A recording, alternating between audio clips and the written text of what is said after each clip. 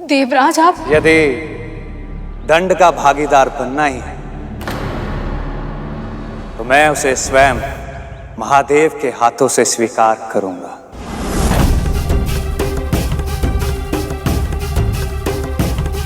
किंतु स्वामी। प्रिय, आप हमारी शक्ति हैं, दुर्बलता नहीं।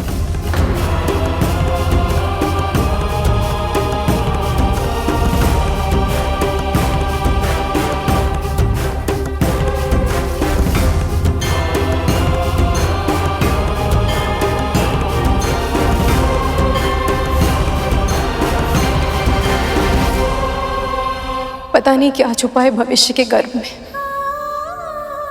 क्या ऐसा कुछ नहीं हो सकता कि महादेव और देवी पार्वती इन दोनों को अपने आप ही एक दूसरे का आभास हो जाए और स्वामी को कुछ करने की आवश्यकता ही ना पड़े।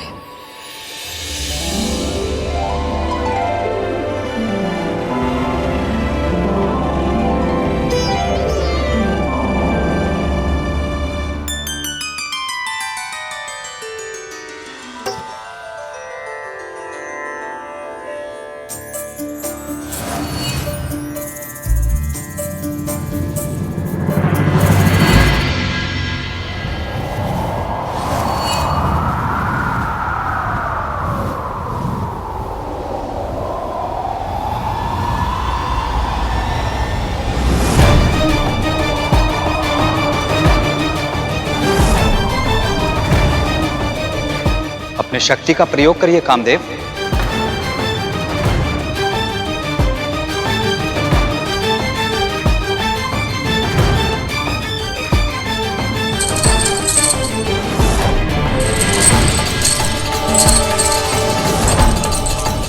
मुझे नहीं पता जो मैं करने जा रहा हूं वह उचित है या अनुचित, परंतु ऐसी अवस्था में महादेव पर बाण चलाना कहीं अनर्थ को निमंत्रण देना न बन जाए।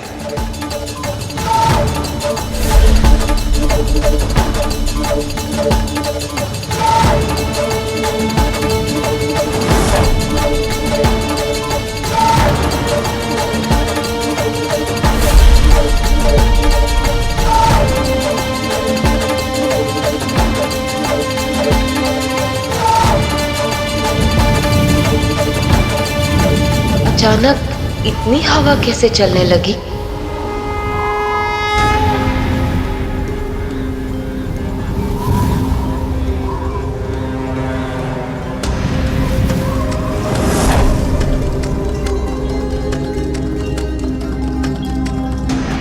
महादेव का ध्यान पूर्ण हुआ। अब उन पर बाण चलाना उचित होगा।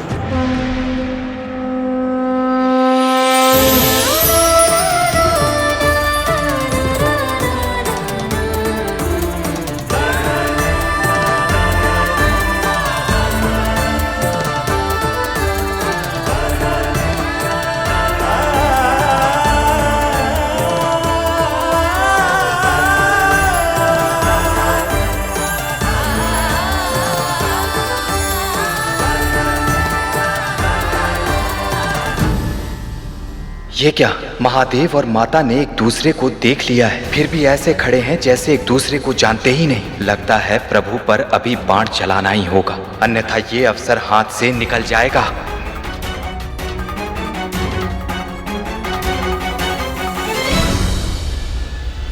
किस विचार में डूबे हैं कामदेव? यही समय है। महादेव समाधि से बाहर आ चुके हैं। देवी शैलपुत्री के साथ उनके नेत्र मिल चुके हैं। आपको बस इन दोनों को थोड़ी सी प्रेरणा देनी है।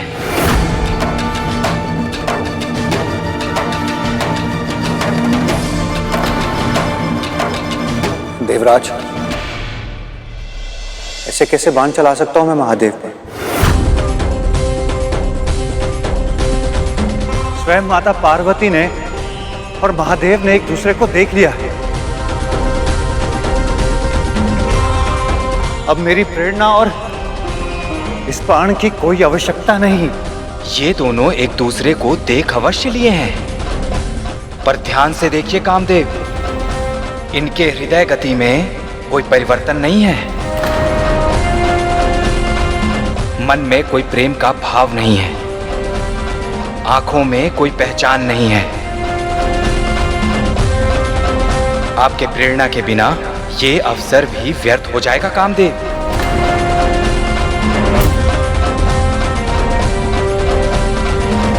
इसे मत गवाइए, बाण चलाइए कामदेव, बाण चलाइए।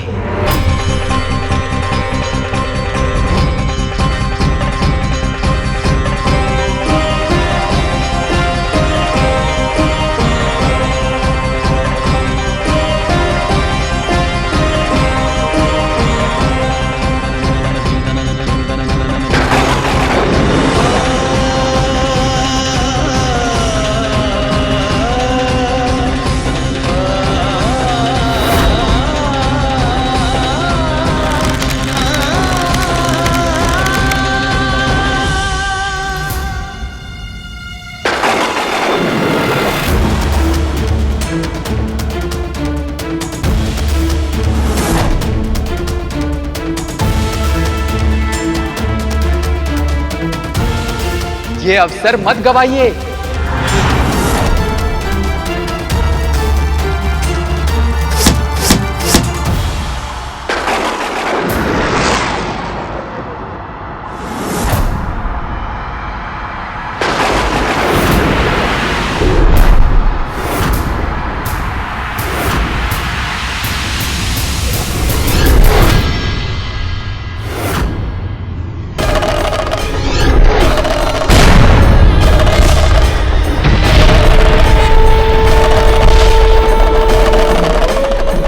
हमने जो सोचकर कामदेव द्वारा बाण चलवाया है वो पूरी योजना विफल हो गई। महादेव ने तीसरा नेत्र खोला, अब अनर्थ होगा।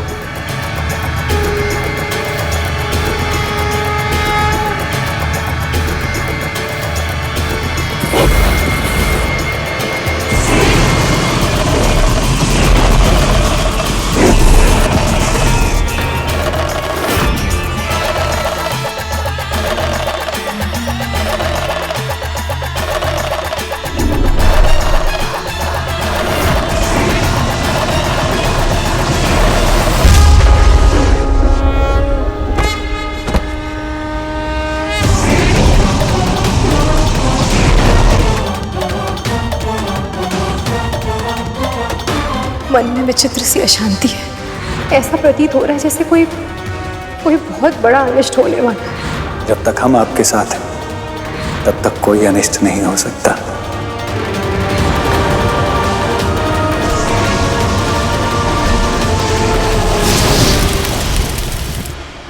स्वामी,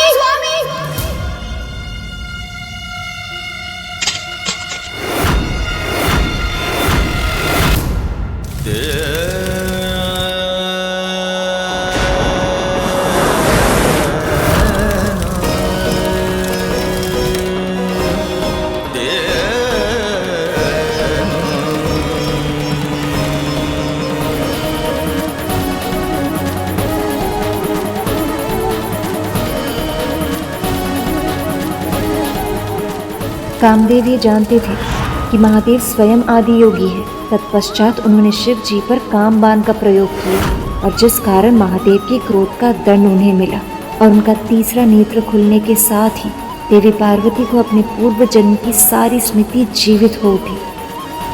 आप मेरे जीवन के अभिन्न अंग है महादेव। मैं आपको अपना पति परमेश्वर मान चुकी हूँ महादेव। क्या आप भी मुझे अपनी अर्धांगिनी के रूप में स्वीकार करेंगे? यदि आपकी यही इच्छा है तो ऐसा ही होगा। ये वरमाला केवल और केवल महादेव के गले में सुशोभित होगी।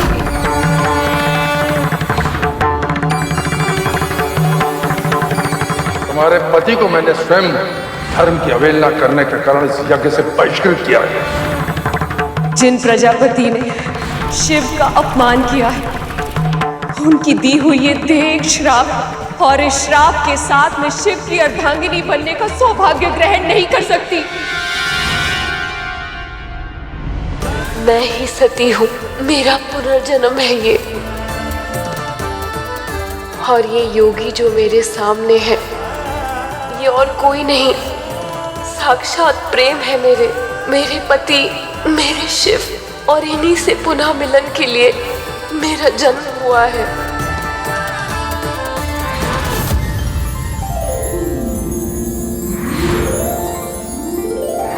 आपकी पुत्री श्याम वर्ण की है, इसलिए इन्हें काली के नाम से पुकारा जाएगा।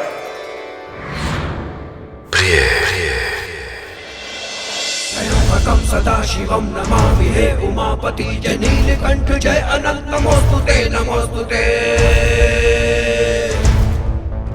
हो भोलेनाथ भक्त के हो कष्ट से निवारते, ये सृष्टि सारी संकटों से शिव ही है उबारते। ओम नमः शिवाय, ओम नमः शिवाय। ये वो क्षण था जब महादेव को पार्वती ने अपनी अर्धांगिनी आदि शक्ति सती का आभास हुआ, और इस आभास के साथ ही उन्हें वो क्षण भी स्मरण हो उठे जिसके कारण सती उनसे दूर हुई। नियम अनुसार बिना बुलाए कहीं जाना नहीं चाहिए, इसीलिए मैं आपके साथ जाने के लिए हट नहीं करूंगी। आप मुझे भी मत रोकिए।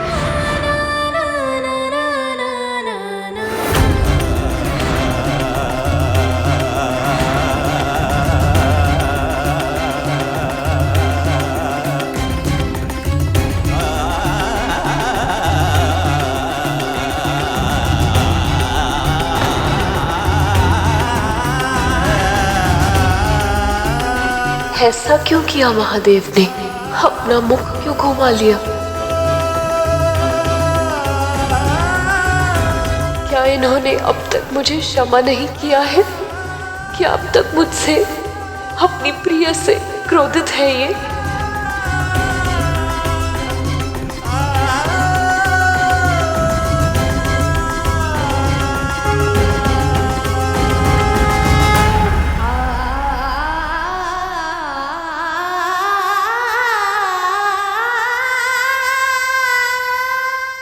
अब सभी देवता असमंजस में थे कि कामदेवी की पत्नी रति के विरोध करने पर भी सभी ने कामदेव को महादेव पर बाण चलाने पर विवश किया। अब वो उसे क्या उत्तर देंगे? शिव शक्ति को एक करने के लिए कामदेव को भस्म होना पड़ा। क्या महादेव के मुख फेर लेने से उनके प्राणों का बलिदान व्यर्थ हो जाएगा? ये क्या? अब तो ये दोनों एक दूसरे को पहचान रहे हैं, फिर भी इनका मिलन क्यों नहीं हो रहा है? क्या हो रहा है यहाँ? और कहाँ है मेरे पति? मेरे मन में ना जाने कैसे कैसे विचार आ रहे हैं। देवराज, कुछ तो कहिए।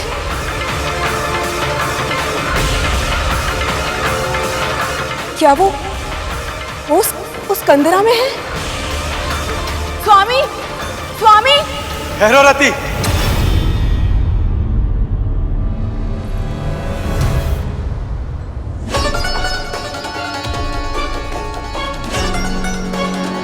माँ लक्ष्मी,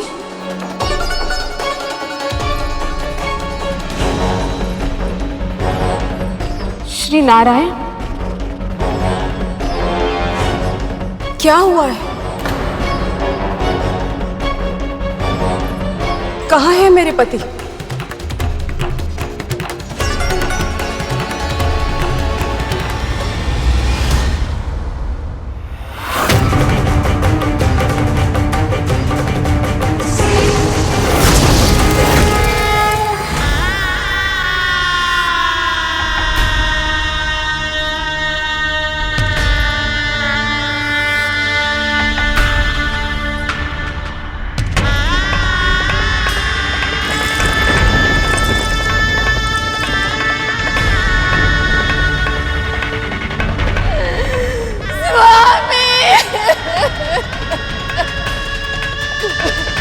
यदि महादेव पर अपने काम बाण का प्रयोग करके ये अपने कर्तव्य का पालन नहीं करेंगे तो स्वयं मैं इनके लिए संकट बन जाऊंगा।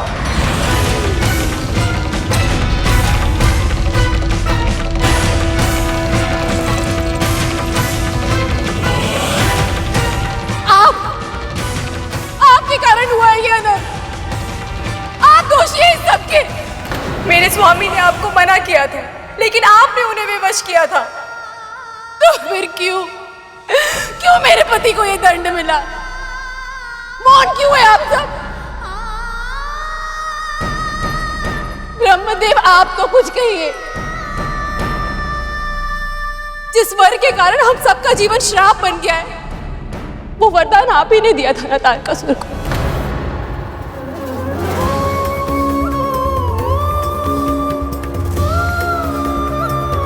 शिव तो आपके भक्त हैं श्री नारायण। आपकी इच्छा के विरुद्ध वो मेरे पति को हानि नहीं पहुंचाएंगे। किंतु मेरे पति वो तो भस्म हो गए।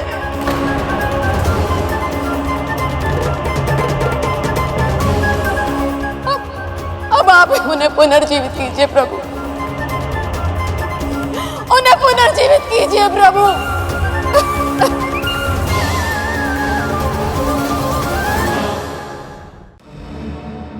माँ, आप तो स्वयं सुहागन है, जानती है कि एक पत्नी के लिए अपने पति की अकाल मृत्यु से अधिक दुखदायी कुछ नहीं होता।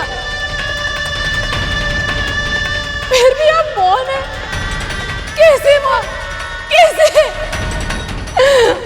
मेरी पीड़ा हर लीजिए माँ, मेरे पति को जीवन दान दे दीजिए माँ, उन्हें जीवन दान।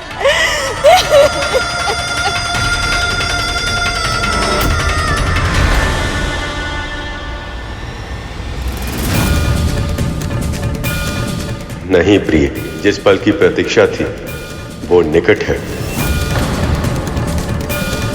देवी पार्वती स्वयं को पहचान चुकी हैं। वो ये जान चुकी हैं कि वही आदिशक्ति है। अब जो भी करना है वही करेंगे।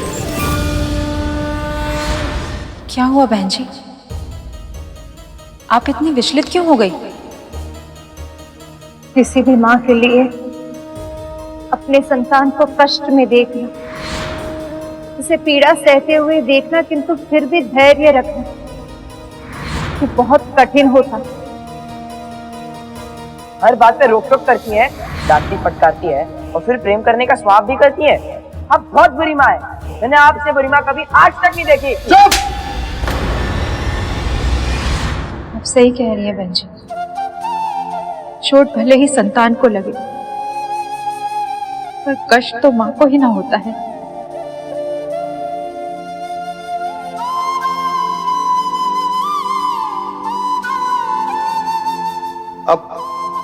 आप कथा बहुत अच्छी सुनाती है बहन जी, भगवती की कृपा से।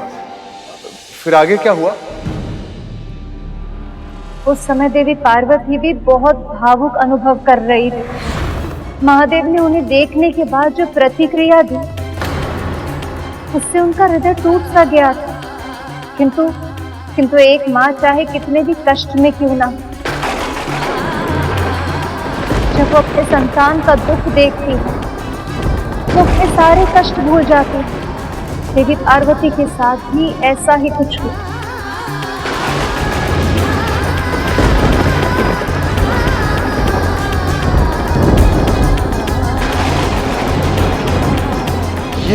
ये क्या हो रहा है?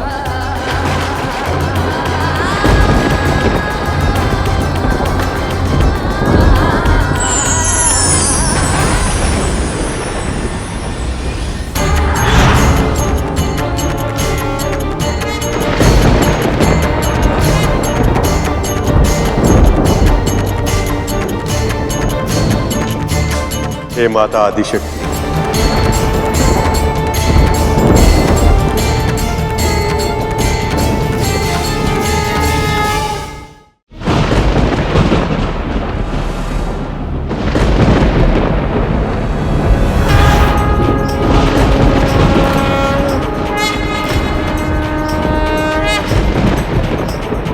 नमो नमो पराशक्ति, हे माता आदिशक्ति, नमो महाशक्ति मां, नमो नमो पराशक्ति मां, नमो नमो महाशक्ति मां, खड्गधारिणी धर्मधारिणी, हम सबकी विनती सुनो।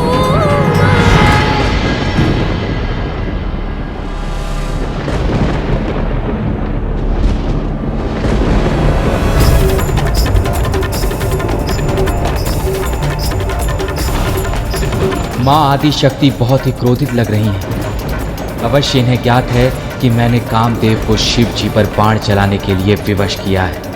कहीं माँ मुझे मृत्यु दंड ना दे दे।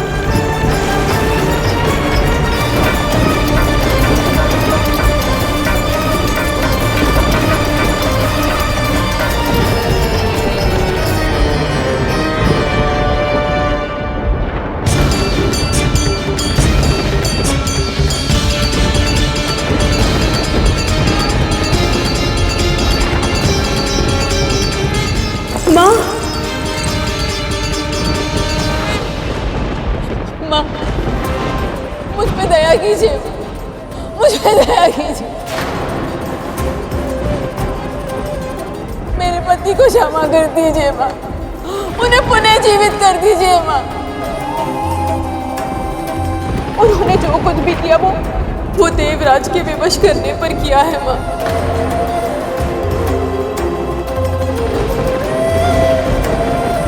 क्यों किया है आपने ये?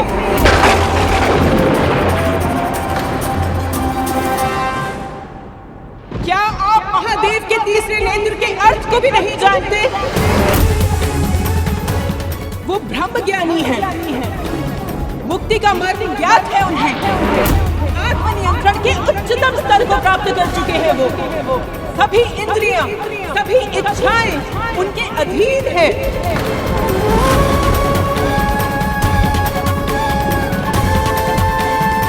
आप सबको ये विचार भी कैसे आया कि कामदेव के बाण के प्रभाव से महादेव अपनी साधना छोड़ देंगे?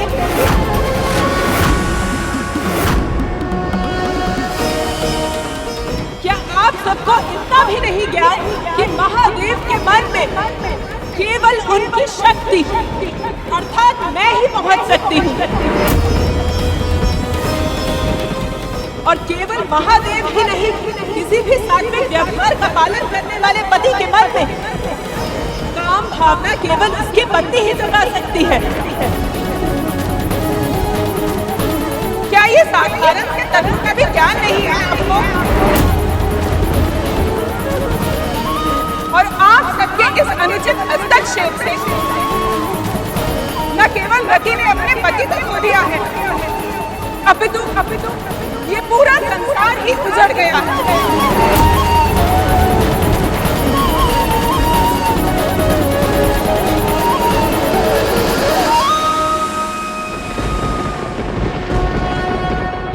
ये पृथ्वी प्रेम और काम से विहीन हो गई।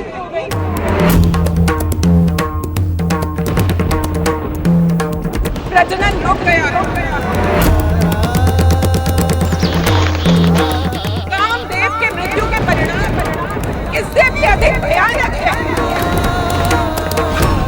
काम का अर्थ होता है इच्छा, और इच्छा जीवन को उद्देश्य देती है, किसी भी कार्य का निर्वाह करने के लिए प्रेरणा देती है। और कामदेव की अनुपस्थिति में विद्यार्थी अपनी शिक्षा ग्रहण नहीं कर पा रहे हैं।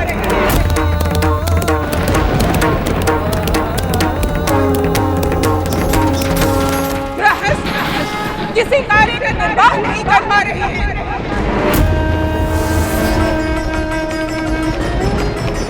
व्यापार की गति रुक गई।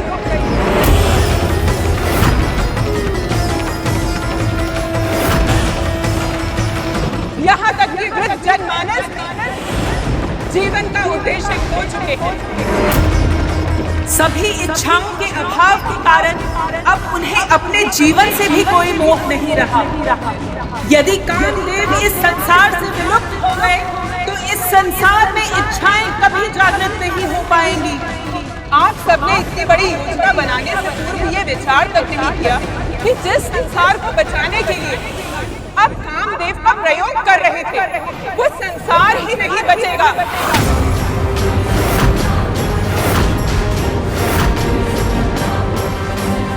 यदि कामदेव का अस्तित्व समाप्त हो गया, मुझे क्षमा कर दीजिए माँ,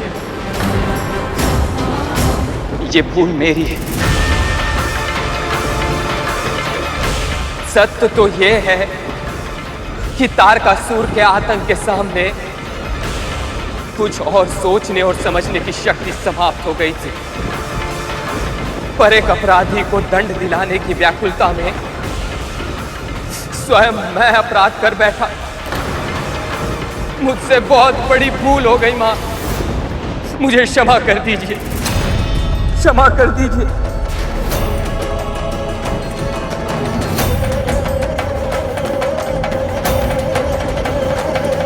मुझ पे दया कीजिए, मुझे मेरी पीड़ा से मुक्ति दे दीजिए, मुक्ति दे दीजिए।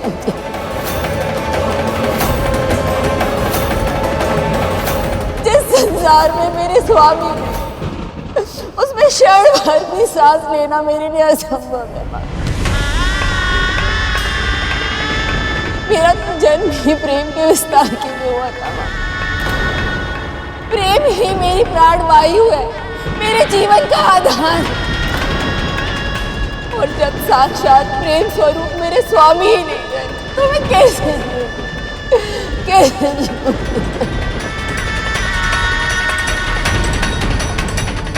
अपने पति से विरह कितनी पीड़ादायक होती है, ये आपसे अधिक और कौन समझ सकता है?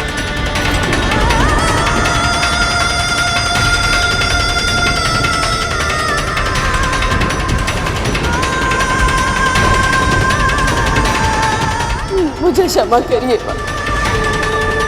अपनी पीड़ा में मैं भावुक हो गई थी। देवराज के दबाव में ही सके, परंतु कामदेव से भूल तो हुई है ना पुत्री। और एक बार यदि महादेव के तीसरे नेत्र से कोई भस्म हो गया तो उसे पुनः उसी स्वरूप में जीवन करना असंभव है।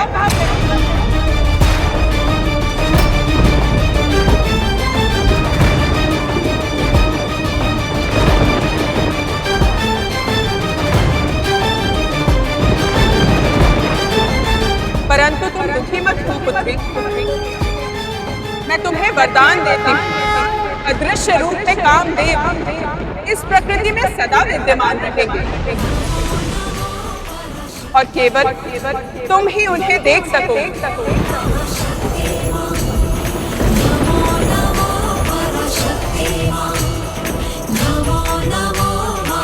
कुछ समय पश्चात द्वापर युग में जब नारायण श्री कृष्ण के रूप में जन्म लेंगे तो उनके पुत्र प्रद्युम्न के रूप में तुम अपने पति को पुनः प्राप्त करोगे, देह के साथ।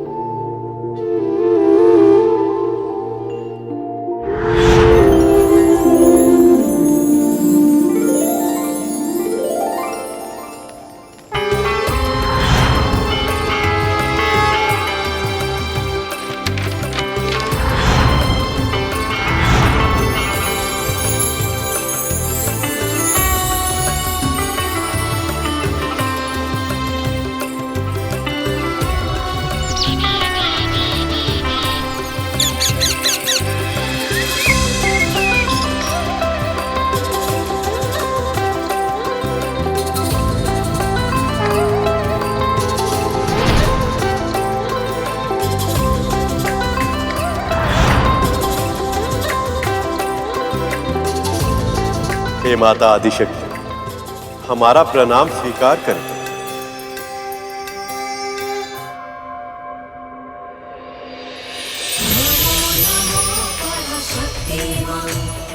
नमो नमो महाशक्तिमान, नमो नमो परशक्तिमान, नमो नमो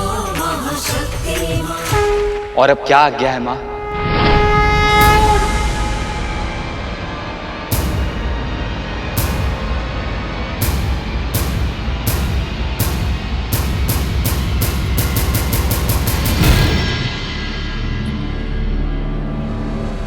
क्या महादेव ने मुझे अपनी पिछली जन्म के भूल के लिए अब तक क्षमा नहीं किया?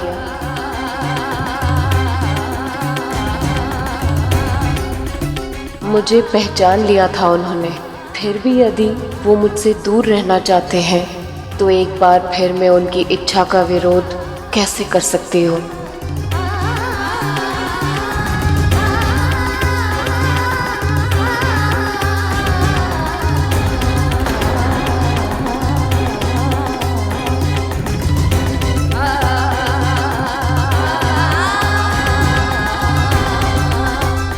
ऐसा क्यों कर रही हैं माँ? माना हमसे बहुत बड़ा अपराध हुआ है, किंतु महादेव को बिना मिले क्यों जा रही हैं माँ?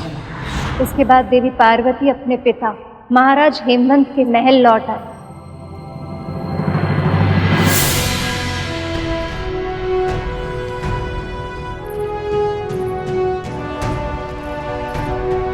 पुत्री, किंतु उनका हृदय अभी भी कंदरा में ही था। महादेव को देखने के बाद, अपने प्रिय को पहचानने के बाद उनसे वियोग और भी कठिन हो गया था।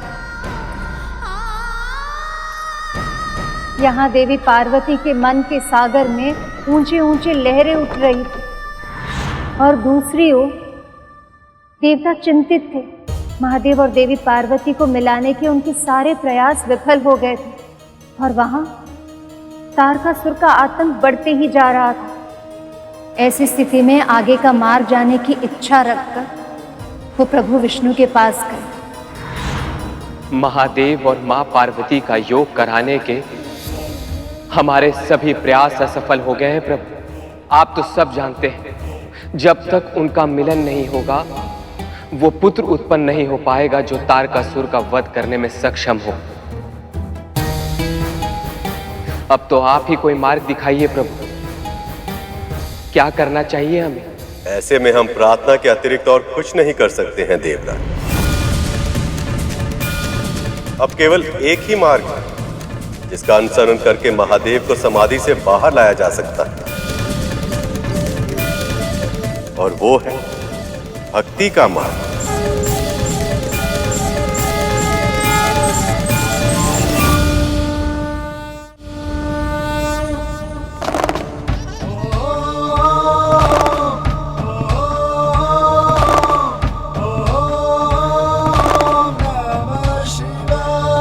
हमें महादेव को साधना से जगाने के लिए उनका आवाहन करना होगा।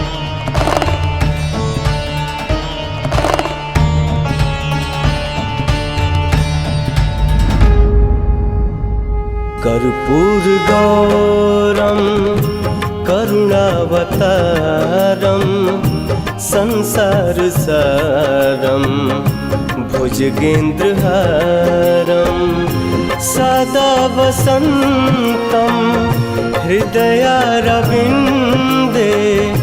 भवम भवानी सहितं नमामि। कर्पूर गौरम करुणावतारम संसार सारम भुजगेंद्र हारम सदा वसंतम हृदयारविंदे भवम भवानी सहितं नमामि।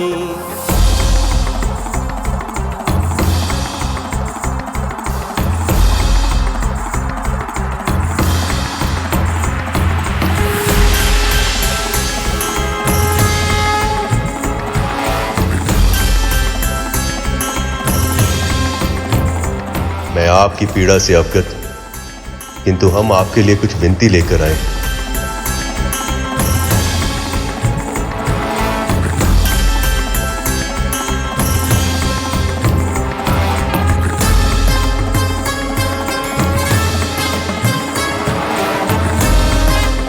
कहिए सखा।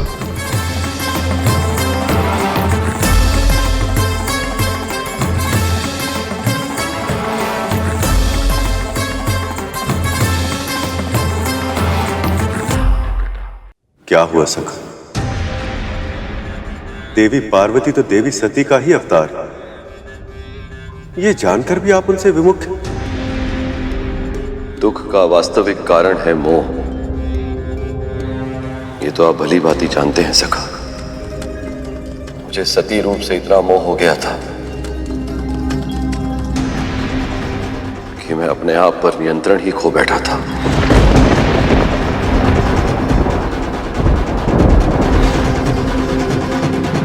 उस संयम को वापस पाने के लिए मुझे बहुत समय लगा,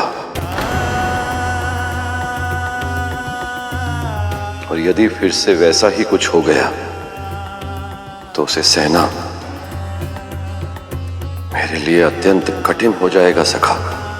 अतीत के कर्मों को किसी के आज से जोड़ना कितना उचित है, ये निर्णय लेने में आप सक्षम हैं महादेव। मैं आपसे बस इतना कहूंगा कि देवी पार्वती इस जन्म पूर्ण रूप से आपके लिए समर्पित है। आप अपने हृदय में झांक कर देखिए, क्या उस सेवा में आपको प्रेम दिखाई नहीं दे रहा?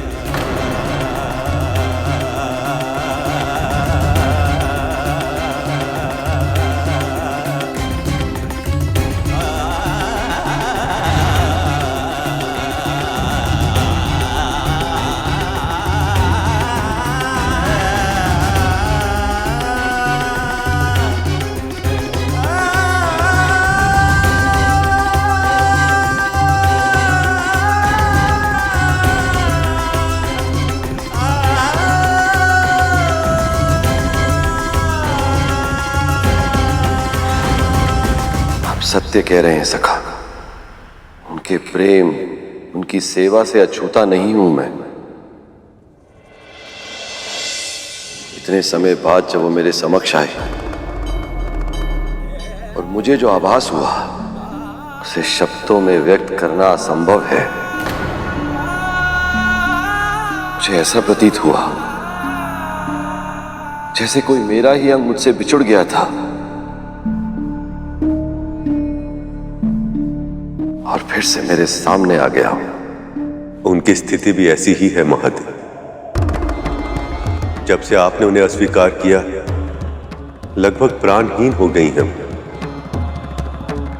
बस जैसे सांसें ले रही, संभवतः किसी चमत्कार की आशा।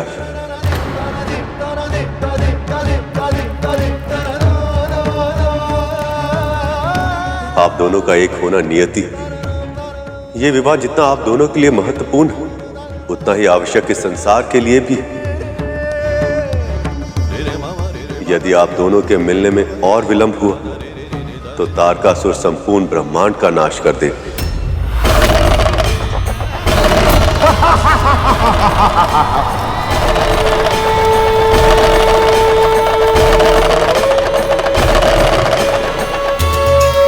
तारकासुर के आतंक से सृष्टि को मुक्त कराना तो आवश्यक है, किंतु ये जाने बिना कि जो अबोधपन पार्वती के मन के अंदर उनके पिछले जन्म में था वो इस जन्म में है या नहीं, मैं उन्हें अपना नहीं सकता।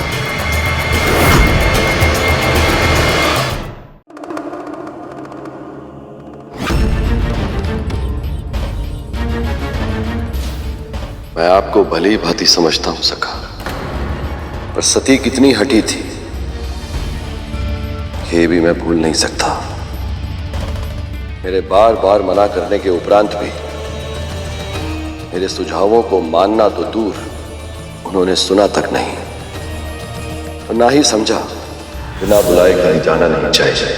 इसीलिए मैं आपके साथ जाने के लिए हट नहीं करूंगी। आप मुझे भी मत रोकिए। यदि मैं उन्हें रोक रहा था, कोई ना कोई कारण अवश्य था। इसीलिए सत्य तो यह है कि उस अभूतपूर्व हट का कोई भी अंश अब भी उनमें शेष है, तो मेरा और उनका साथ संभव नहीं है।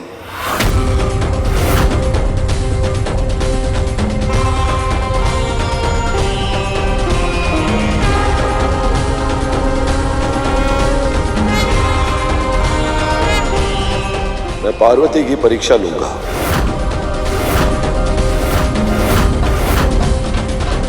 यदि वो उसमें सफल हुई तो ही मैं उनसे विवाह करूंगा।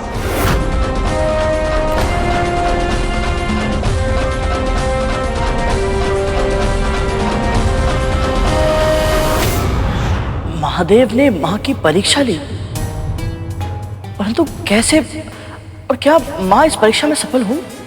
हाँ, महादेव की परीक्षा बहुत अद्भुत थी।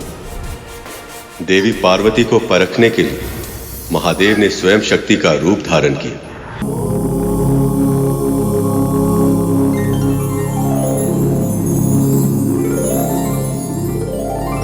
सब और जो है और कहीं नहीं, जो मन में है वो नारायण, जो मन में है वो नारायण। सब और है जो और कहीं नहीं, जो मन में है वो नारायण, जो मन में है वो नारायण। महादेव, मन जिसमें रमे वो नारायण, मैं जिसकी शरण वो नारायण।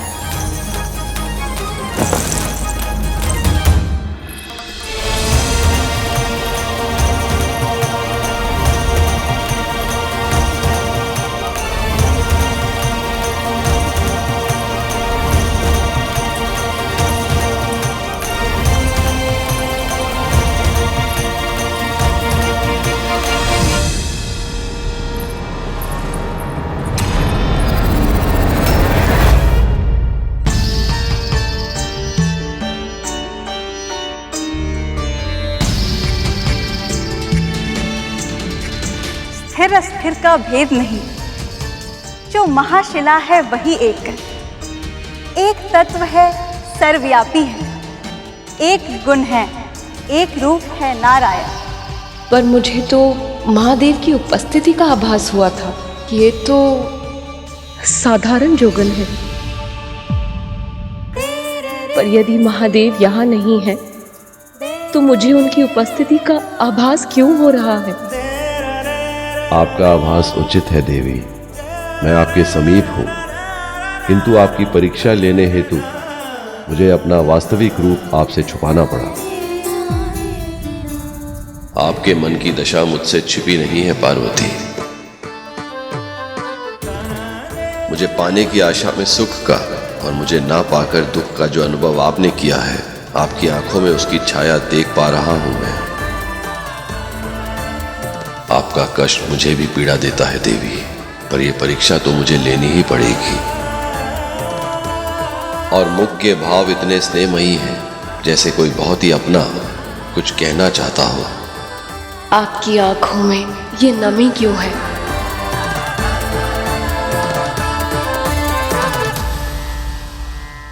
प्रणाम स्वीकार करे साध्वी माँ।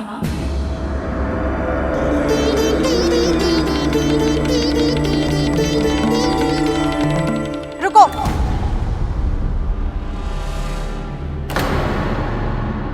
जो भी लूंगी इसी के हाथों से लूं।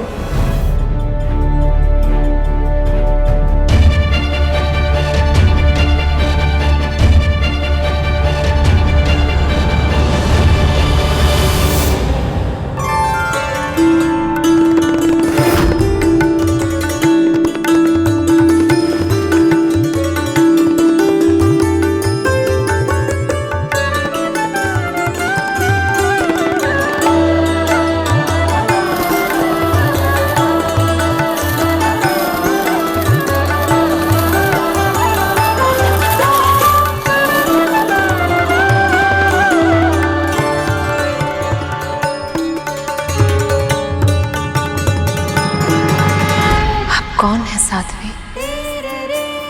आपको देखकर हर पल एक ही साथ इतनी शांति, इतनी व्याकुलता क्यों अनुभव हो रही है मुझे?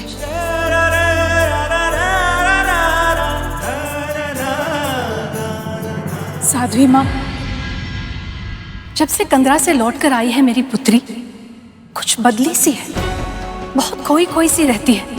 इसके मन में विचारों का कौन सा झांझावत उमड़ता रहता है, कुछ समझ में नहीं आता। इसकी बहुत चिंता हो रही है मुझे। जिसकी चिंतन से सब चिंता मुक्त हो जाते हैं, उसकी चिंता कर रही हैं देवी। लगता है आप भूल रही हैं कि आपकी पुत्री कौन है और पृथ्वी पे इसका जन्म किस उद्देश्य के लिए हुआ है।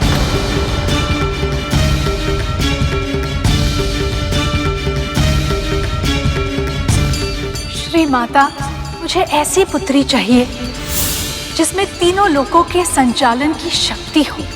अर्थात आप दोनों मुझे ही अपनी पुत्री के रूप में प्राप्त करना चाहते हैं। आप कौन है साध्वी माँ? और ये सब कैसे जानती है? नारायण की कृपा है, नारायण का ज्ञान है, नारायण की इच्छा है, नारायण का आवाहन।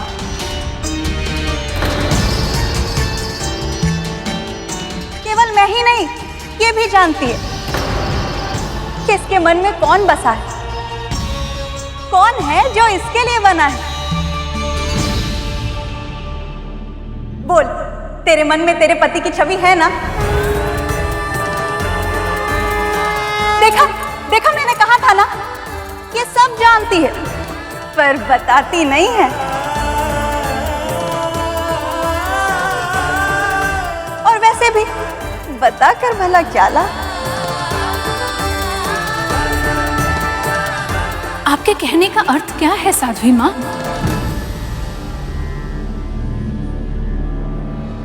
इसको इसका पति सरलता से नहीं मिलेगा।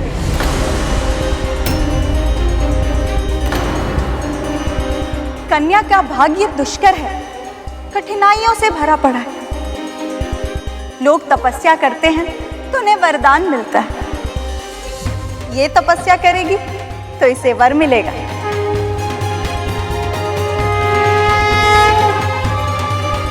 यदि इसकी तपस्या से वो प्रसन्न हो गए, जो इसके हृदय में बसे, तभी इसका विवाह संभव हो पाएगा। मेरा काम था सुझाव देना, सो मैंने दे दिया। अब मैं चलती हूँ। जो मन में बसे वो नारायण, मैं जिसकी शरण वो नारायण। जो है भी और नहीं भी, जो मन में बसे वो नारायण।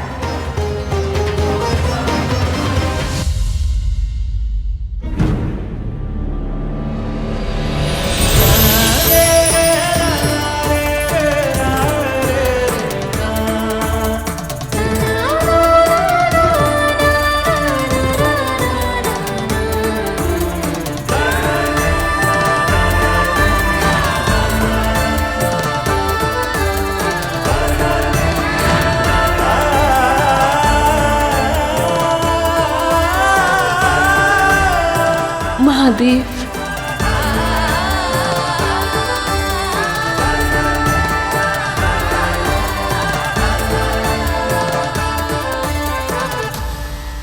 इस तरह महादेव ने देवी पार्वती को मार्ग दिखाया। पर बहन जी, एक बात समझ नहीं आई मां भगवती की कृपा से। महादेव को मार्ग दिखाना ही था, तो जब वो कामदेव को जलाए तो पार्वती को अपनाए काहे नहीं? यही तो प्रभु की लीला है और इसे हम सभी को समझना है। वैसे तो सभी आत्माएं भगवान का ही अंश होती हैं, पर इस मायावी संसार में आत्मा का जन्म लेने के बाद आत्मा और भगवान के बीच माया आ जाती है और इस माया पर विजय प्राप्त किए बिना आपको फिर से भगवान प्राप्त नहीं होते।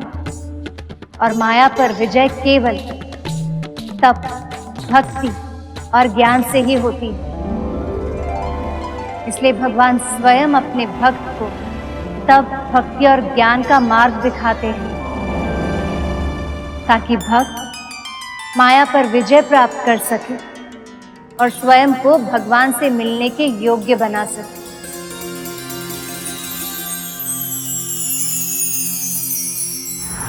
जया विजया, तुम्हारी सखी पार्वती कहाँ है?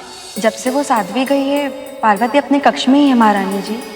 उन्होंने हमें कुछ बताया भी नहीं और तब से अपने कक्ष से भी बाहर नहीं आई है।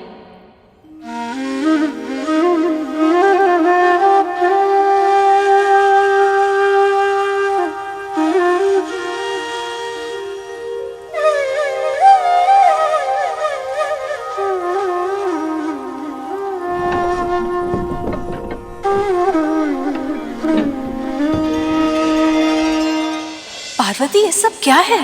प्रयास है माँ, साध्वी के सुझाव का पालन करने का प्रयास करूंगी। जिनकी छवि मेरे मन में बसी है, उन्हें पाने के लिए मैं तपस्या करूंगी। कल्याण हो सुपुत्री। ईश्वर करे तुम अपने उद्देश्य में सफल हो। पर तुम राजकुमारी हो पार्वती, इतनी कड़ी तपस्या कैसे कर पाओगी?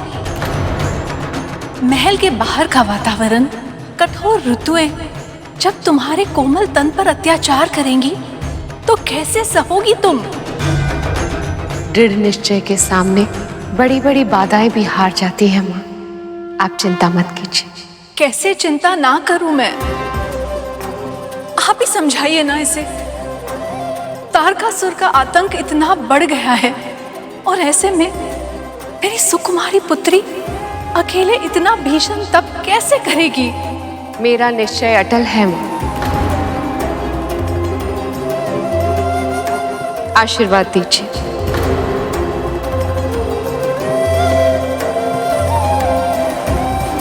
ठहरो पार्वती, मैं जानती हूं तुम्हारा स्वभाव कैसा है। मैं जानती हूं एक बार तुमने कोई निश्चय कर लिया तो तुम अपना निर्णय नहीं बदलोगी। जया विजया, अपनी सखी के साथ जाओ और ध्यान रखना, इनकी सुरक्षा तुम्हारा दायित्व है। जी। माँ का प्रेम भी कितना अद्भुत होता है। आप मेरी सुरक्षा के लिए चिंतित हैं माँ, ये जानते हुए भी कि महादेव की तप में मेरा कुछ अहित नहीं हो सकता।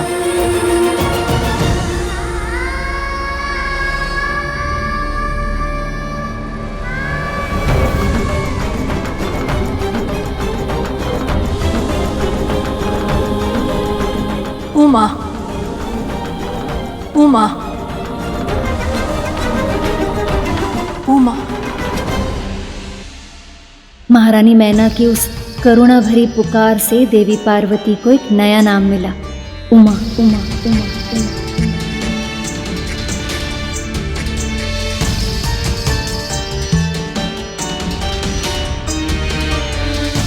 ठहरो जया विजय, ये स्थान उत्तम है। मैं यहीं तपस्या करूंगी।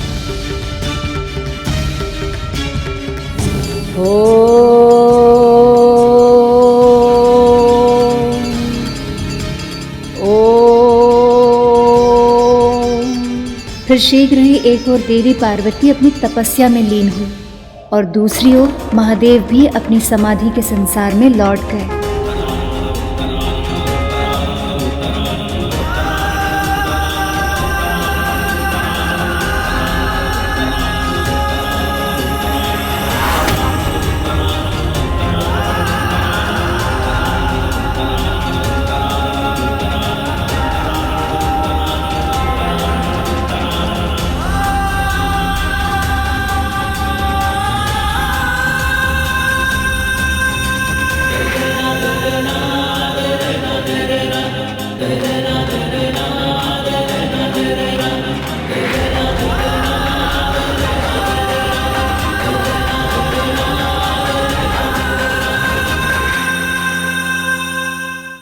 देवी पार्वती गंगोत्री के निकट तपस्या करने लगी। ओम नमः शिवाय, ओम नमः शिवाय, ओम नमः शिवाय, ओम नमः शिवाय, ओम नमः शिवाय, ओम नमः शिवाय,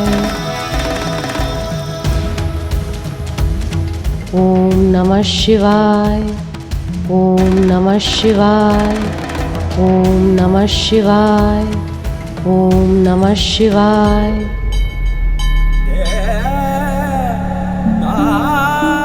ओम नमः शिवाय, ओम नमः शिवाय। उनकी सखिया जया और विजया छाया की तरह उनकी सेवा कर रही थी। ओम नमः शिवाय। प्रथम वर्ष देवी पार्वती ने फलाहार पर निर्भर करके तपस्या की। देवी, कुछ भोजन ग्रहण कर लीजिए।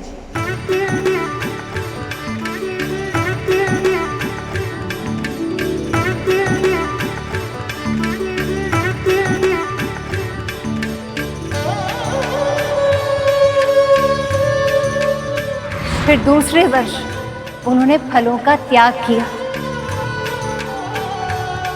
और केवल पत्ते खाकर वो तपस्या करने लगे।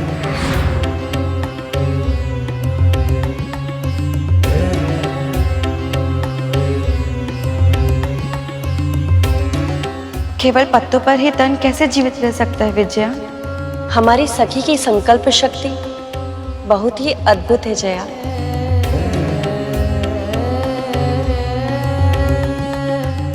किंतु कुछ समय बाद उन्होंने पत्ते अर्थात पर्ण का भी त्याग कर दिया और इसी कारण उन्हें नया नाम मिला, अपर्णा। ओम नमः शिवाय। ओम नमः शिवाय। वर्ष बीत गए किंतु देवी पार्वती का संकल्प नहीं बदला। समय के साथ शिव जी के लिए उनका प्रेम और बढ़ता गया, किंतु सभी देवी और देवताओं को भय ये था कि ये शिव जी की परीक्षा है, जिसे पूर्ण होते होते सहस्त्र वर्ष भी लग सकते हैं। तो क्या देवी पार्वती का प्रेम इतना दृढ़ था और क्या उनमें इतना समय प्रतीक्षा करने का संयम था? देवी पार्वती, आपकी असली परीक्षा तो अब आरंभ होगी, जब मैं स्वयं आऊंगा आपकी परीक्षा लेने।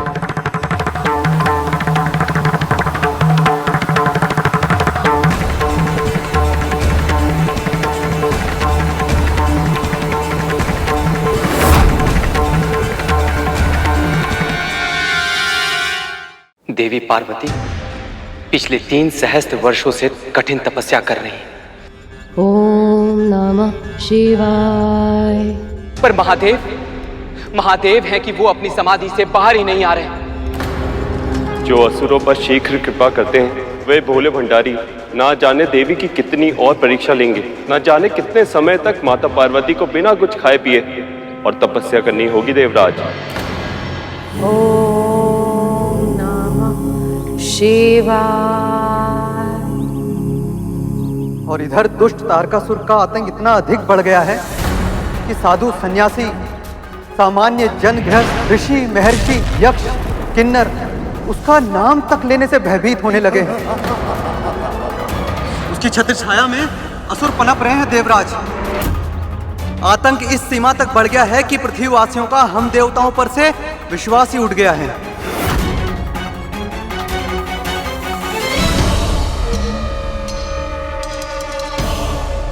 देवताओं को केवल स्वर्ग से विस्थापित करना ही पर्याप्त नहीं है। संसार के हर प्राणी के हृदय से उनका अस्तित्व समाप्त करना होगा। जो भी मेरे अतिरिक्त किसी और की स्तुति करता दिखाई दे, उसे इतना सताओ, इतना तड़पाओ, वो अपनी मुक्ति के लिए किसी देवता से नहीं, अभी तो मुझसे, केवल मुझसे प्रार्थना करे। तारकासुर महाराज की, तारकासुर महाराज की, तारकासुर महाराज की, तारकासुर महाराज की, तारकासुर महाराज की। ओम नमः शिवाय। ओम नमः शिवाय। ओम नमः शिवाय। मंत्रों का उच्चारण, और वो भी स्त्री स्वर में। कौन है ये स्त्री? ओम नमः शिवाय। ओम नमः शिवाय। ओम नमः शिवाय। सुंदरी? सुंदरी नहीं मूर्ख, महासुंदरी, ब्रह्मांड सुंदरी। इसे तो हमारे साथ होना चाहिए। सत्य कहा तुमने। संग साथ ऐसा हो तो पृथ्वी ही स्वर्ग बन जाए।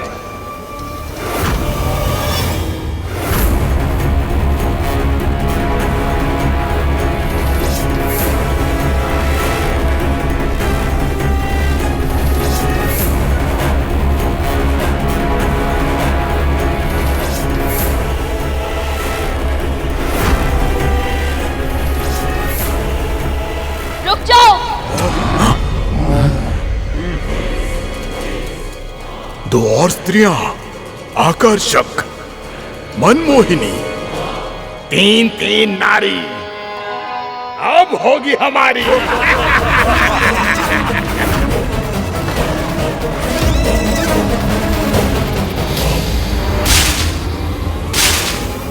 है जाओ दुष्टों, आगे आने का दुस्साहस मत करना, नहीं तो उचित नहीं होगा। सुंदरता के साथ साथ तुम्हारे इन कोमल तनों में साहस भी है। पर इस निर्जन स्थान पर कर क्या रही हो तुम सब? तुम्हें तो हमारे स्वामी तारकासुर महाराज के महल में होना चाहिए। यदि तुम उन्हें प्रसन्न करोगी तो तुम्हारी भी सारी इच्छाएं पूर्ण कर देंगे वो। छी! लौट जाओ यहाँ से, निकट आने का प्रयास मत करना, तुम्हें हमारी शक्ति का आभास नहीं है। तुमने हमारा प्रस्ताव ठुकराने का दुस्साहस किया है सुंदरियों। लगता है पाठ पढ़ाना पड़ेगा तुम्हें, दंड देना होगा तुम्हें।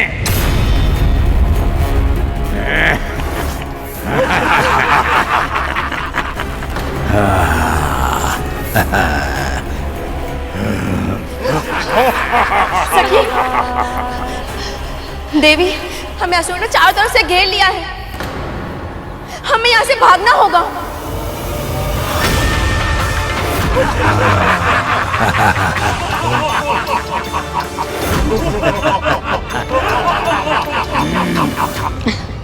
ये असुर तो देवी पार्वती के और भी निकट आते जा रहे हैं। अब हम इनकी रक्षा कैसे करेंगे? हे ईश्वर, हमारी रक्षा कीजिए, अन्यथा महारानी को दिया देवी पार्वती की रक्षा का वचन हम कैसे पूरा कर पाएंगे?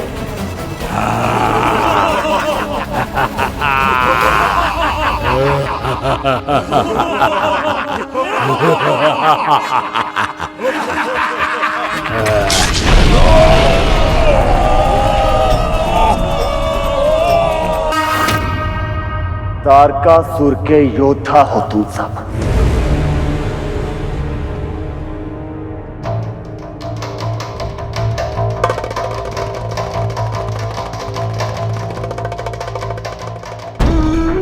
फिर भी पराजित होकर आ गए।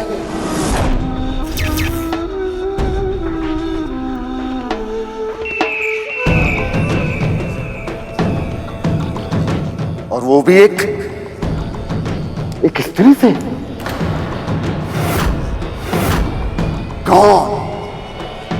कौन है वो जिसने मेरे नाम के प्रताप को, मेरी प्रतिष्ठा को मिट्टी में मिलाने का प्रयास किया? मैं स्वयं जाऊंगा उसका सामना करने और अपने हाथों से उसे मृत्यु दंड दूंगा मैं।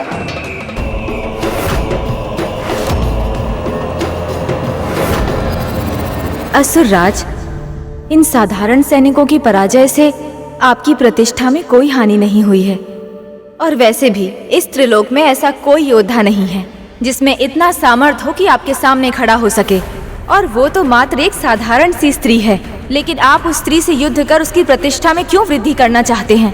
और वैसे भी वो तो शिव की तपस्या कर रही है, और शिव पहले ही संसार से विरक्त हो चुके हैं। ना वो उसकी प्रार्थना सुनेंगे, ना वो उससे प्रसन्न होंगे, और ना ही कोई वरदान देंगे। सही कह रही हो तुम। वो भला मुझे क्या हानि पहुंचा सकती है? करने दो उसे जो भी करना है। किसी स्त्री में इतनी शक्ति कहां जो मेरा सामना कर सके?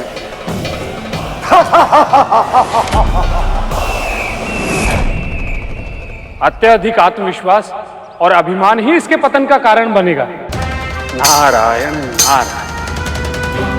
पर कब देवर्षि, कब? देवी पार्वती इतने समय से तपस्या कर रही हैं, उनका तपोबल इतना बढ़ गया है कि राक्षस सहन नहीं कर पा रहे हैं।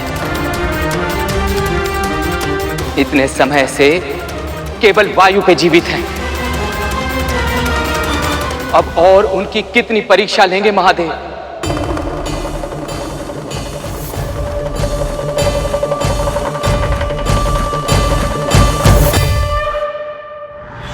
ऐसा नहीं था कि देवी पार्वती एक कठिन परीक्षा कर रही थी और महादेव आनंद में लीन थे।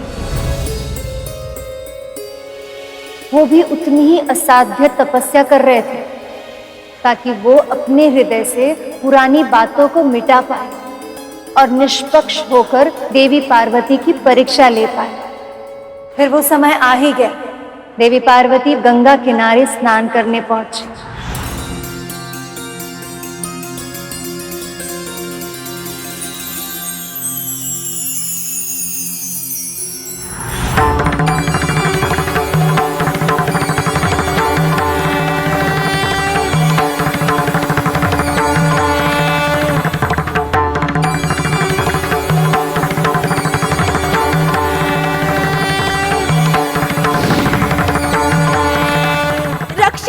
रक्षा करो, कोई है? बचाओ बचाओ बचाओ, मेरी रक्षा करो, बचाओ, कोई बचाओ मुझे। रक्षा करो मेरी, कोई मुझे बचाओ। बचाओ बचाओ, मेरी रक्षा करो।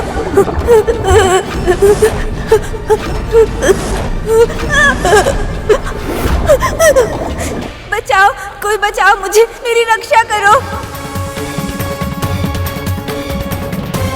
बचाओ बचाओ मुझे, मैं मरना नहीं चाहता हूँ।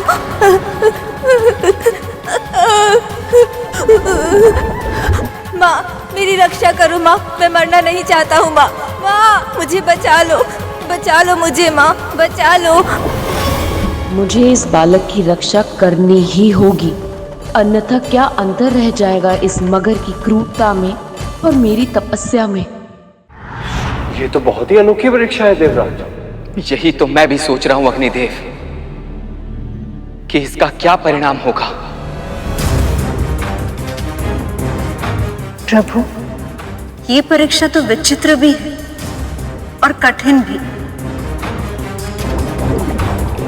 मुझे बचाओ, कोई रक्षा करो मेरी। हे मगरमच्छ, इस बालक को छोड़ दो। प्रश्न ही नहीं उठता। तुम जाओ कन्या, प्रकृति के नियम में बाधा मत बनो। परंतु ये छोटा सा बालक है, अभी तो इसका जीवन आरंभ भी नहीं हुआ। इतनी शीघ्र इसके प्राण मत लो, जाने दो इसे।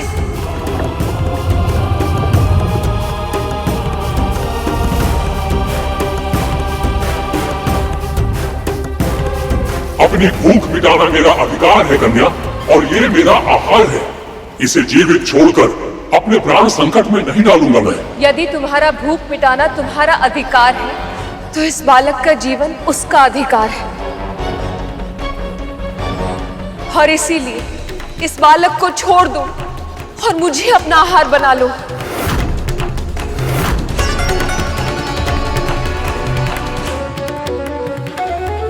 ये क्या कह रही हैं आप देवी? यदि इस बालक को बचाने का एकमात्र यही उपाय है, तो हम स्वयं को मकराज का आहार बनने के लिए समर्पित कर देंगी। पर आपको अपने प्राण संकट में नहीं डालने देंगी देवी। नहीं, तुम दोनों पहले ही अपना सब कुछ मुझे समर्पित कर चुकी हो।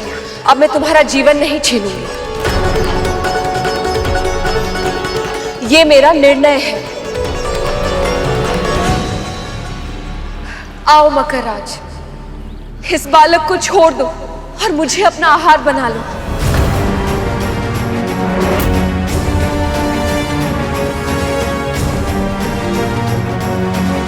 कहाँ इस बालक का स्वादिष्ट कोमल मांस और कहाँ तुम्हारा अस्थियों का ढेर? तुम्हारा प्रस्ताव मुझे स्वीकार नहीं है कन्या। फिर भी यदि तुम सचमुच इस बालक की प्राण रक्षा करना चाहती हो, तो अपने तप का फल मुझे दे दो।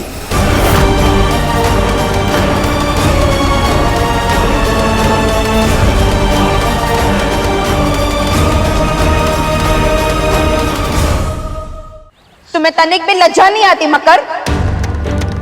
अगर तप का फल पाने का इतना ही मन है, तो स्वयं क्यों नहीं कर लेते तप? किसी और के तप का फल पाने की इच्छा करना अनुचित है। और वैसे भी तुम्हें इन सब की क्या आवश्यकता है मकरराज? मानव योनि पाने की आवश्यकता तो हर जीव को होती है, और इसके तप के फल से मुझे वो शीघ्र ही प्राप्त हो जाएगी। बोलो कन्या, क्या इस बालक के प्राण बचाने के लिए तुम ये त्याग करने को तत्पर हो?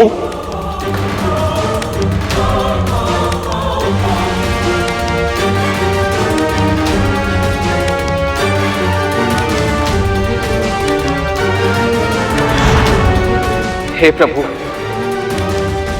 यदि इन्होंने मना कर दिया तो ये महादेव की परीक्षा में सफल नहीं होंगी।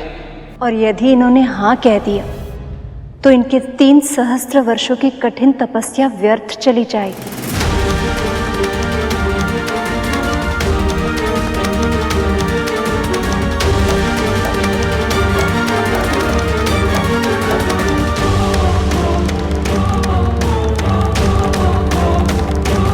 क्या सोच रही हैं आप देवी? और वैसे भी इसमें विचार करने योग्य है ही क्या देवी? आपने काफी समय से वायु पे जीवन बिताया है, कठिनतम चुनौतियों का सामना करके ये दुर्लभ तप किया है आपने। इतने कष्ट से है, इतनी प्रतीक्षा की, क्या इसलिए कि अपने सारे तपस्या का फल इस मकर को दान दे दे? माँ, मेरी रक्षा करो माँ, मैं मरना नहीं चाहता हूँ माँ।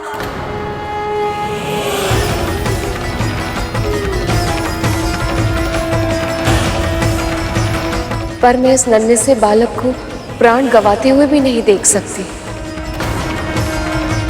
तुम दोनों खुद ही सोचो, यदि ये बालक की मृत्यु हो गई तो क्या महादेव मुझसे प्रसन्न होंगे?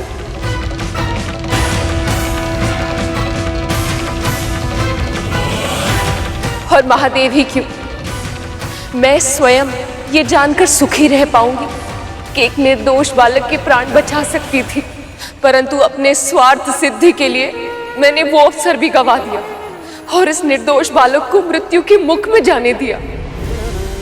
नहीं, पर देवी, साधना के जिस उच्च स्तर पर आप हैं, वहां तक पहुंचने के लिए 3 सहस्त्र वर्षों तक कठोर तपस्या की है आपने।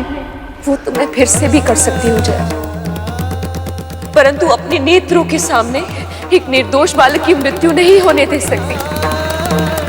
इस बालक को बचाने के लिए मैं अपने तप का संपूर्ण फल सहर्ष त्यागने को तैयार हूँ।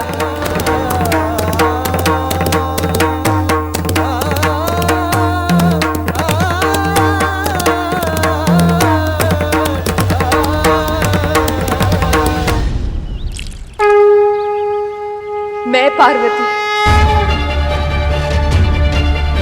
सभी देवी देवताओं को साक्षी मानकर अपने तप का पुण्य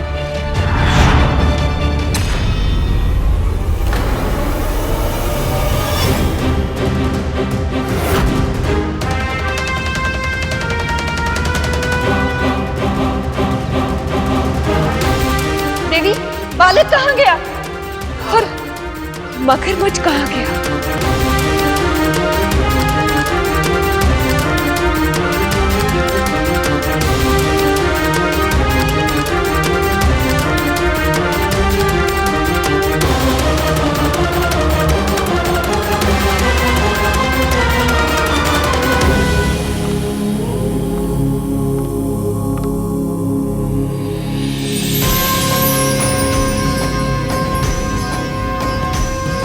बधाई हो महादेव। देवी पार्वती आपकी परीक्षा में सफल हुई। बधाई हो प्रभु, बहुत बहुत बहुत बधाई हो। सखा, अब आप उनकी प्रतीक्षा का अंत कर उन्हें दर्शन दे दीजिए सखा। अभी केवल वो अपनी पहली परीक्षा में ही सफल हुई।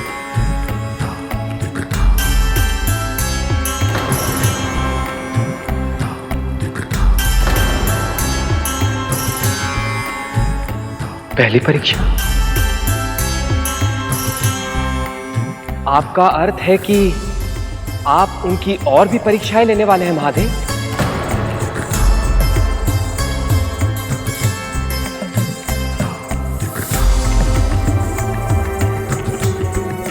यदि प्रभु माता की इसी प्रकार परीक्षा लेते रहेंगे तो इनके मिलन में और सहस्त्र वर्ष बीत जाएंगे। कहीं ऐसा ना हो कि इनके पुत्र के आगमन से पूर्व ही तारकासुर इस सृष्टि का विनाश कर दे।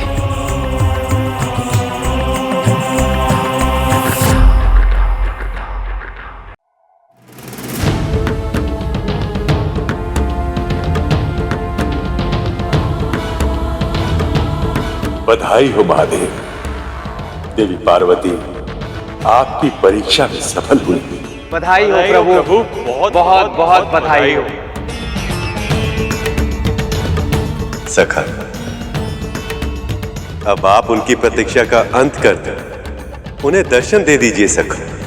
अभी केवल वो अपनी पहली परीक्षा में ही सफल हुई।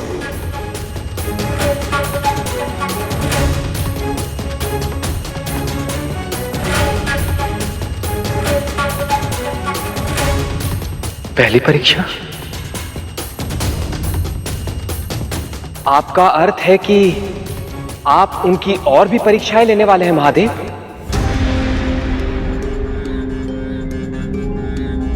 उनकी पहली परीक्षा के उपरांत मुझे यह ज्ञात हुआ कि इस अवतार में देवी सती पहले से भी अधिक निस्वार्थ और धैर्यवान हो गई है।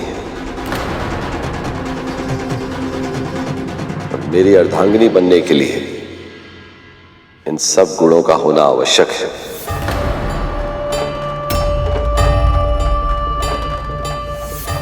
इसके अतिरिक्त स्वभाव की विशेषताओं के कारण अब वो अपने हित से अधिक संपूर्ण सृष्टि के हित के बारे में सोचती हैं।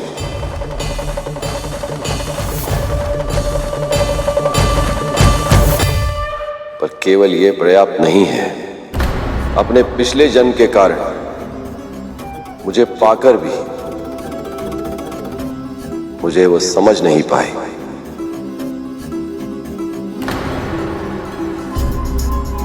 मुझे जानना है कि अब इस जन्म में वो मुझे, मेरे विचारों को, मेरे दर्शन को, मेरे तत्व को संपूर्णता से समझ पाती हैं या नहीं।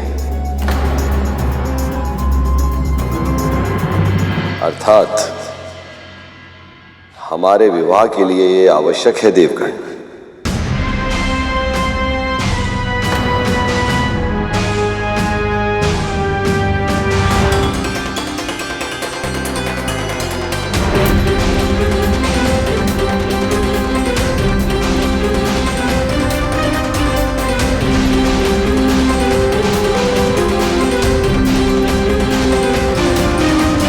फिर माँ, महादेव ने उनकी परीक्षा कब ली और कैसे? महादेव देवी पार्वती के त्याग को देखने के बाद समझ चुके थे कि देवी पार्वती दूसरी परीक्षा के लिए तैयार है, और दूसरी ओर तारकासुर के आतंक से वो अभिज्ञ नहीं थे। इसलिए शीघ्र ही दूसरी परीक्षा लेने के लिए उन्होंने फिर से अपना वेश बदला। राजकुमारी, इतना सुंदर रूप पाने के बाद भी इतनी घनघोर तपस्या क्यों कर रही हो तुम?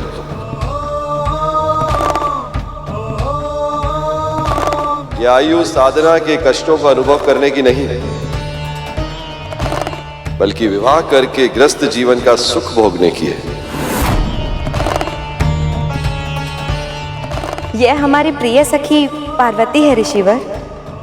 अपने प्रियतम महादेव शिव के साथ विवाह की इच्छा के कारण गहन तपस्या कर रही। शिव के साथ विवाह? उस औघड़ के साथ विवाह?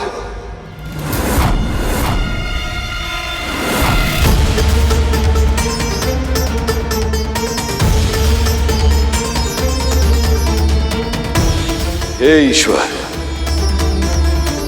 सद्बुद्धि दो इन्हें। शमशान का निवासी है वो। विवाह का तो अर्थ तक नहीं जानता वो बहरूपिया।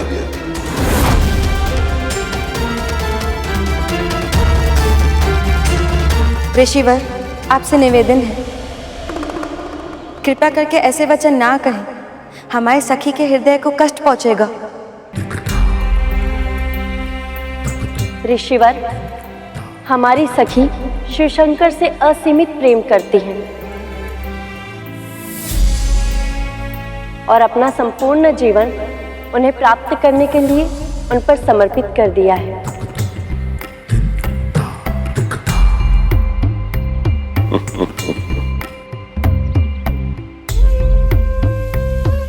क्या इन्होंने या आप में से किसी ने शिव शंकर को देखा है?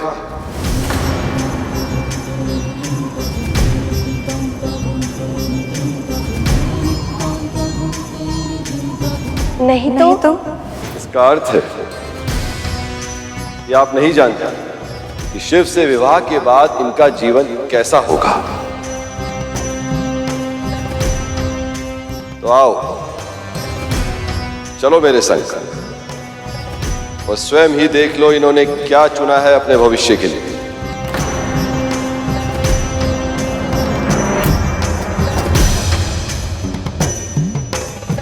अधिक सोच विचार केवल समय व्यर्थ करता है देवी।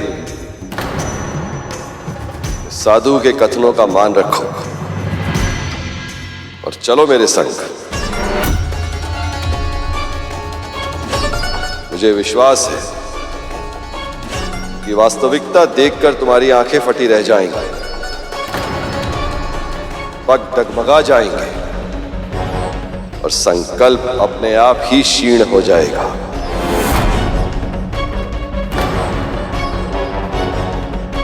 सत्य जानने का भय है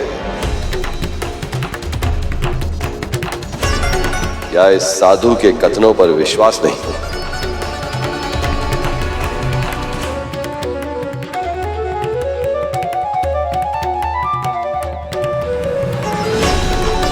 चलकर देख लेने में कोई बुराई नहीं है देवी। भला संसार में ऐसा क्या है जो महादेव के प्रति आपका प्रेम और संकल्प को कम कर सके?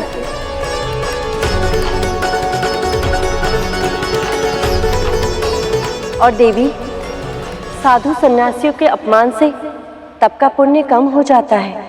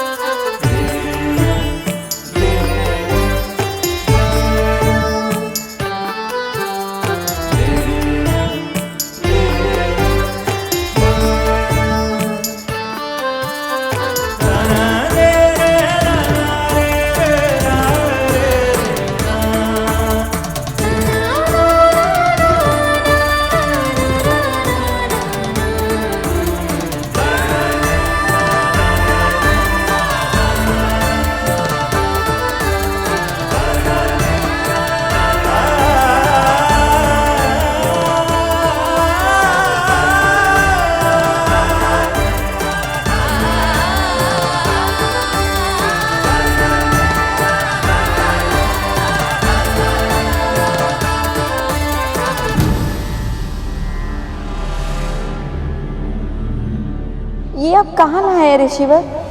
यहाँ ना कोई वृक्ष है और ना ही कोई वनस्पति, और भीषण शीत भी है। शीघ्र हमें यहाँ से ले चलिए ऋषिवर। यहाँ एक क्षण भी रुकना असंभव लग रहा है।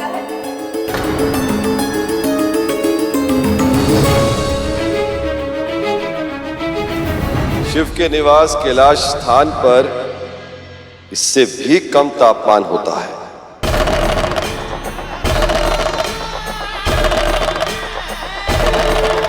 रह पाओगी तुम?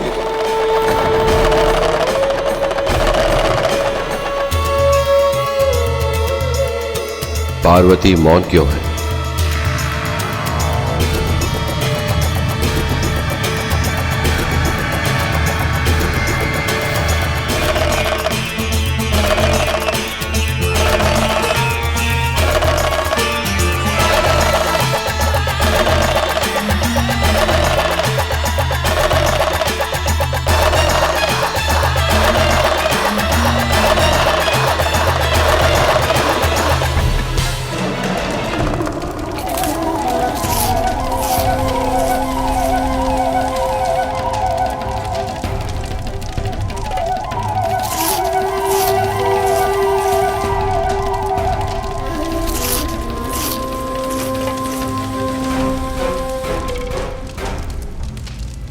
ये है इन अघोरियों का भोजन।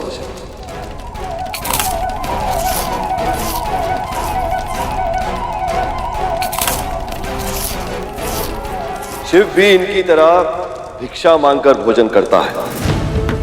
स्वयं ही देख लो कि वो तुम्हें क्या खिलाएगा।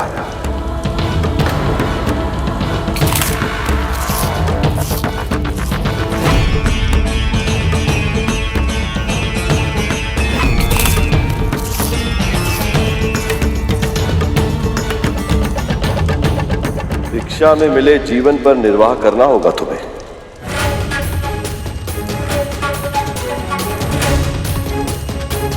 और तो और उसके पास तो उचित पात्र तक नहीं, खप्पर में ही खाता पीता है।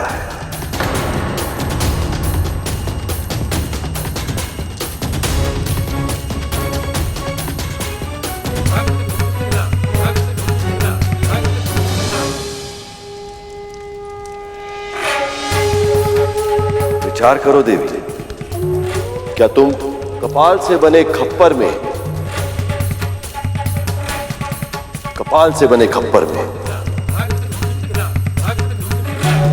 भोजन कर पाओगी?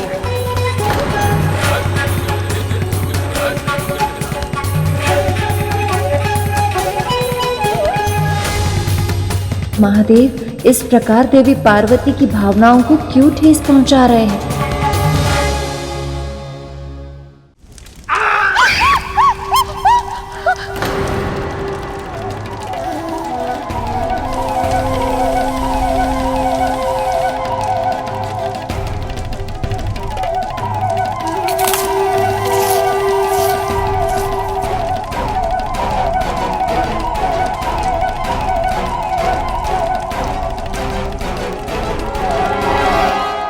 ऐसा विपरीत व्यवहार क्यों कर रहे हैं महादेव? ऐसा लग रहा है कि वो मां पार्वती से विवाह ही नहीं करना चाहते।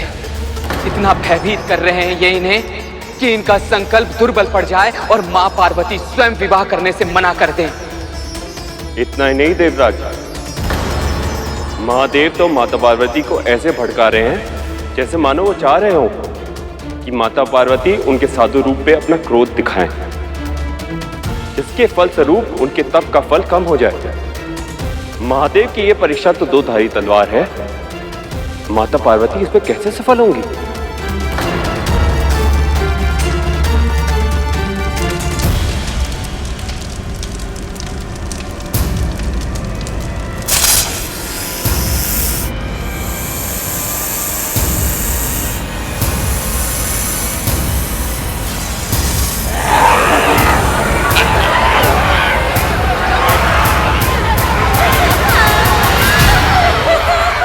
जब आप तपस्या करने निकली थी तो दो सखी तब भी आपके साथ थी, और उस शिव का तो कोई मित्र भी नहीं, ना साथ ना समाज, बस केवल सर्प, बिच्छू, भूत, प्रेत जैसे निशाचर ही उसके साथ रहते हैं।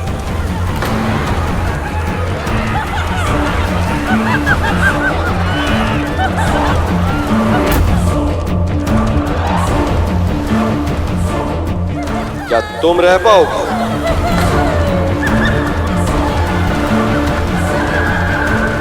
देवी, ऋषि की बातों में सत्य तो है। देवी, एक बार और विचार करने में कोई हानि नहीं है।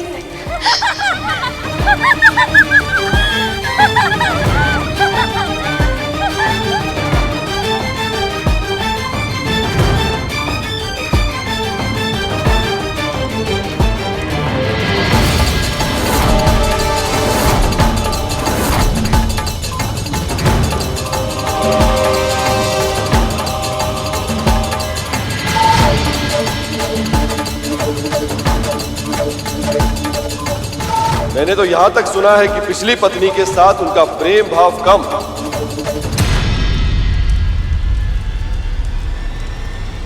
और लड़ाई झगड़ा अधिक था।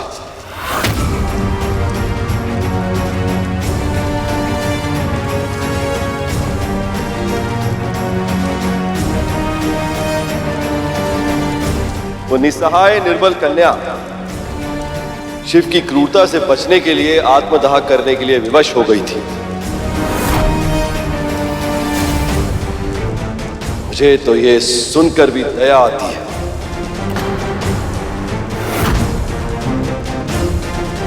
यदि ऐसी ही स्थिति तुम्हारे साथ उत्पन्न हुई तो?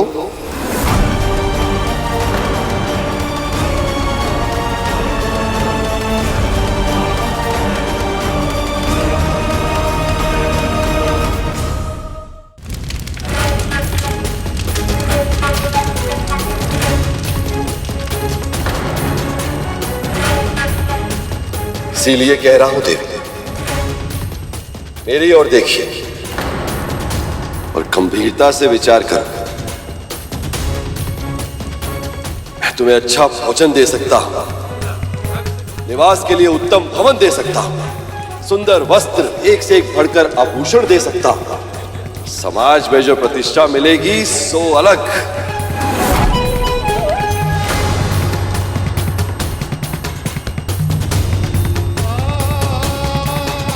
इसीलिए कह रहा हूं देवी, अपने हृदय से शिव का विचार त्याग कर मुझसे विवाह कर लो सुंदरी।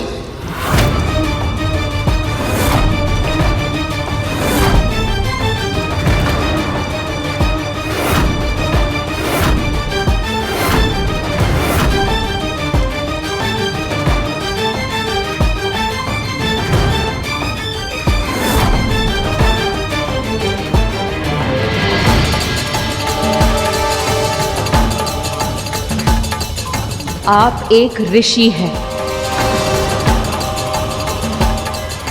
केवल यही कारण है कि आप पर क्रोध करके मैं अपने तप का पुण्य नहीं खोना चाहती। पर अब बस, यदि आपने मेरे शिव के बारे में तनिक भी उल्टा सीधा कहा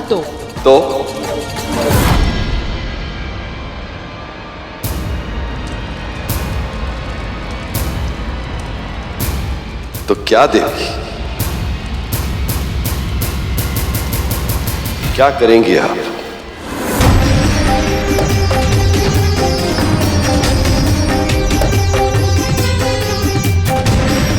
बहुत हो चुका आपका अनर्गल प्रलाप।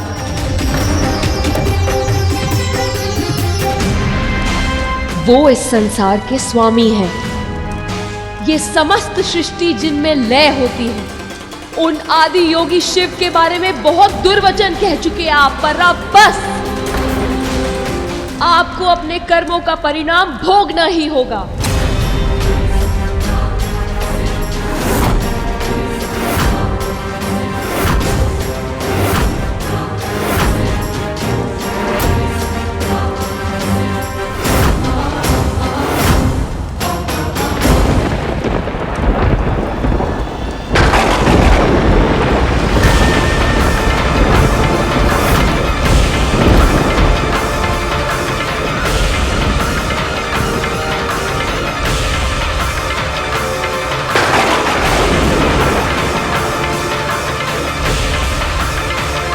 मैं महादेव की लीला समझ नहीं पा रहा हूँ। क्यों वो देवी को इतना क्रोध दिला रहे हैं कि वो उन्हें श्राप देने पर विवश हो गई।